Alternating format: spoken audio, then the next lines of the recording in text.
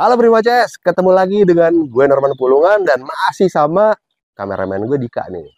Kali ini yang gue mau ceritain adalah satu buah romantisme motor pabrikan 3 huruf ini nih, Bakmi Wow kalau kata orang Arab alias BMW yang singkatannya Bayerische Motoren Werke, asal daripada Jerman. Jadi Jerman teknologi di periode tahun 80 sampai 90. Tipenya udah pasti K-Series karena kelihatan dari mesinnya. Memang K-Series ini lanjutan daripada sebelumnya ada R-Series. Kalau misalnya kita lihat dulu fenomenanya R-Series di mana mesinnya di sini boxer, itu memang fenomenal banget.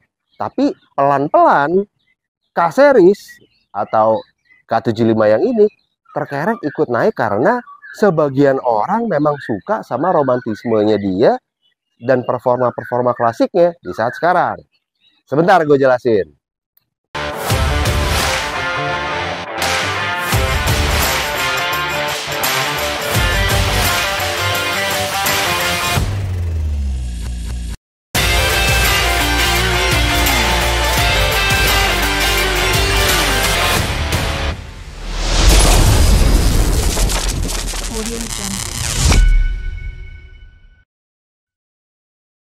Nah, yang gue mau ceritain adalah sebenarnya motor ini atau jenis ini itu yang membuat hidup gue berkecimpung dengan motor sampai saat ini.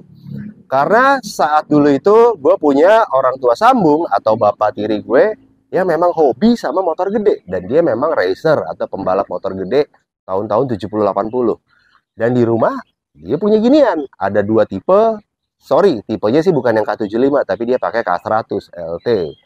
Jadi dari gue kecil gue udah familiar banget sama motor yang modelnya kayak begini. Ada motor-motor yang cc-nya lumayan besar gitu. Saat gue kecil gue lihat sosok motor ini tuh gede banget kayaknya ya. Gede banget gitu. Tapi seiring waktu ya sekarang sih udah sama motor yang kapasitasnya di bodi ya. Mungkin 400 cc aja gedenya udah lebih gede dari dia. Nah, seiring waktu itu kebenaran pas lagi SMA, beberapa temen gue di sekolahan gue, di SMA gue memang ada satu sohib gue yang pakai plek kayak dia, K75. Warnanya hitam, tapi dia ada fairing, tipenya R, K75R. Jadi begitu gue ketemu motor ini lagi sekarang, itu kayaknya memang romantisme dulu yang membangkitkan. Kayaknya enak nih kalau gue ceritain kelebihan sama keadaan daripada BMW K75. Motor ini memang buatan Jerman pada era tahun 85 sampai 95. Dia keluarnya cuma 10 tahun itu. Juga yang gue dengar dia diproduksi hanya 18.000 unit plus untuk seluruh Indonesia K75. K75 ini sama K100 memang tampangnya mirip-mirip, cuman mungkin nggak ada fairing dan lain-lain. Kalau K100.000, K75 dia 750 cc, 3 silinder, DOHC, 2 katup per silinder.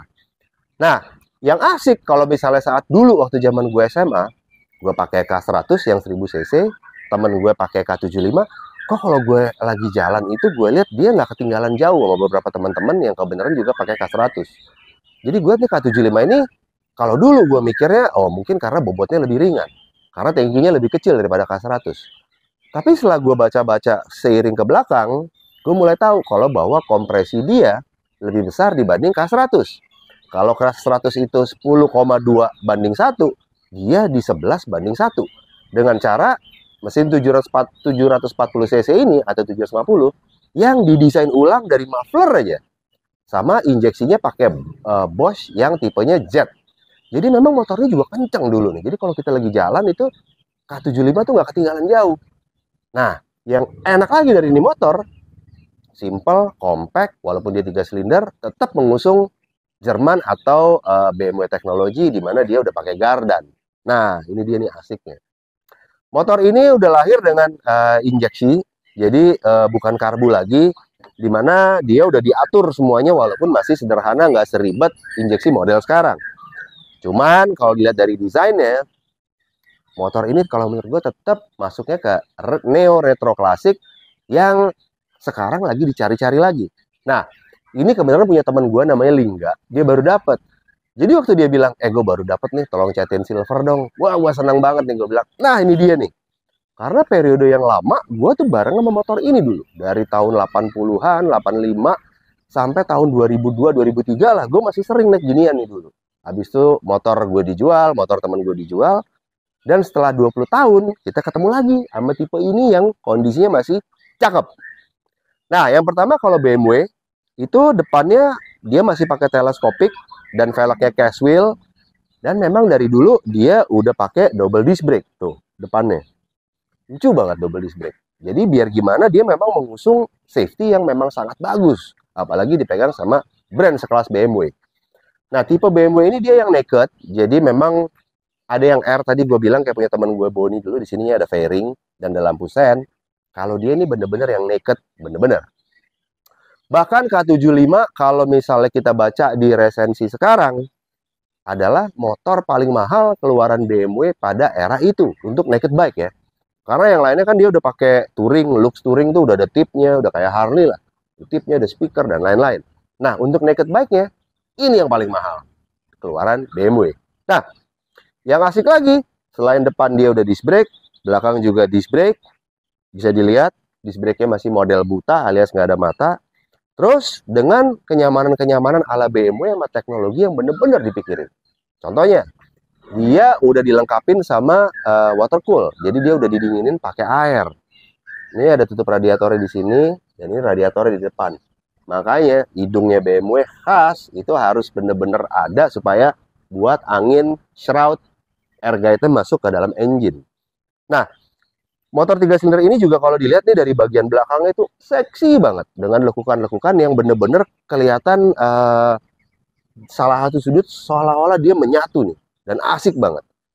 Terus BMW K75 mampu memuntahkan tenaga maksimal di 55 kW pada 8.500 rpm.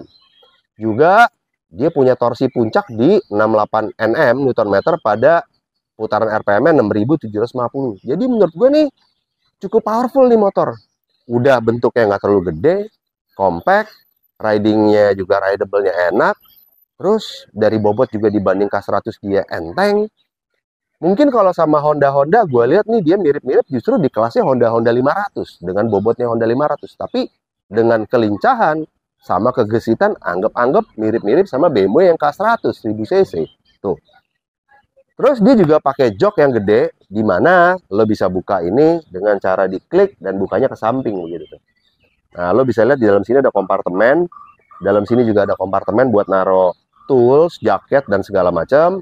Di sini juga ada kompartemen yang lo bisa naro jaket hujan dan lain-lain. Jadi ada dua tempat ini dan sini untuk lo nyimpen tools, jaket, sarung tangan dan lain-lain. Jadi itu udah dipikirin banget sama BMW. Terus yang paling asik, motor ini tuh kalau di riding boleh dibilang suaranya halus banget selama lo masih pakai knalpot standarnya. Beberapa temen gue lihat yang ngebangun K75, ada yang udah jadi cafe racer, ada yang jadi bobber, ada yang jadi tracker dan lain-lain. Jadi ini motor ternyata sama teman-teman yang lain juga dianggap mumpuni kalau dibangun untuk ikutin culture yang sekarang lagi tren. Bahkan tren klasik ya. Juga ada juga gue beberapa lihat yang futuristik. Jadi motor ini tuh bener-bener sebagai bahan itu bisa banget lo pakai untuk dijadiin apa aja atau menjawab tantangan yang saat ini ada untuk sebuah motor dengan berbagai keperluan. Contohnya customizing. Gue yang dijadiin cafe racer itu keren banget, dijadiin tracker asik banget, dijadiin classic touring keren banget. Nah, by the way, teman gue ini mengganti indikator daripada K75 ini yang dipakai punya K100. Karena memang kelangkaan spare part yang ada di Indonesia sih. Mungkin kalau lo nyari di eBay atau di Jerman sana masih ada. Cuman di Indonesia ini kelangkaan spare part kayak lo mau speedometer K75 mulus tentu susah. Dapat K100, pop, pasang di situ. Nah, inilah dia romantisme dari satu buah BMW K75 750 cc DOHC injeksi yang kebenaran berkenan banget sama hidup gue. Karena masa kecil gue tuh banyak gue naik motor ini dulu nih, zaman gue SMA sih, SMP SMA, kuliah sama baru-baru kerja. Jadi ini dia yang namanya romantisme, lo ketemu satu buah tunggangan yang persis punya lo dulu dengan kapasitas dulu, kondisinya juga masih oke, yang punya tampilan masih bagus banget kalau menurut gue. Nah, jadi pesan dari gue buat Primo CS, kalau lo punya motor-motor lama, lo mau restorasi, jangan disia-siain, restorasi lah. Tapi kalau lo punya kesempatan untuk kangen-kangenan sama motor lo dulu, kalau ketemu kayak gini, jangan disia-siain kesempatan itu. Ya minimal lo foto-foto, lo kangen-kangenan sama lo pakai deh. Nah pesen gue, kalau lo mau denger suaranya, tinggal di kontak, jelek, hidup merah-merah-merah semua. Starter dipencetan yang paling atas, warnanya hijau, halus banget suaranya. Suara knalpot BMW K series kayak begini, 750, 1000, begini suaranya. Enak banget, halus. Nah, itu dia pesan dari gue. Jadi buat Primo CS, kalau lo ketemu motor-motor kayak gini, kalau bisa dirawat. Terus kalau misalnya kebenaran lo ketemu motor yang dari kecil udah familiar sama lo, ya udah dicoba gimana caranya supaya lo punya kenang-kenangan sama dia. Di antaranya lewat video, lewat TikTok, lewat Instagram, atau sosial media lainnya. Jadi pesan gue itu karena gue lagi senang banget ketemu K75 tahun periode 85 sampai 95. Kalau lihat di tahun STNK-nya, by the way ini motor STNK lo, tahun 90. Top. Nah, gue balik ke bengkel ya. Gue mau kasih lihat motor satu lagi, bentar.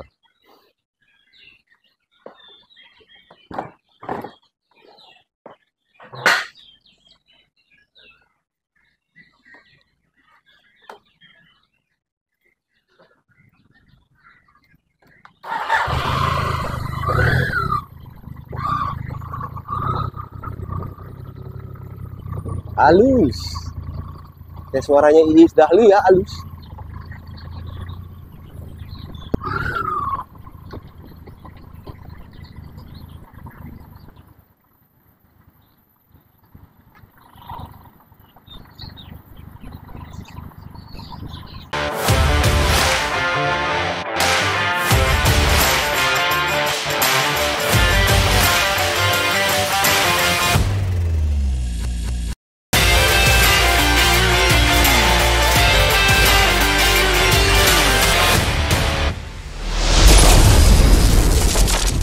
Audio Jungle.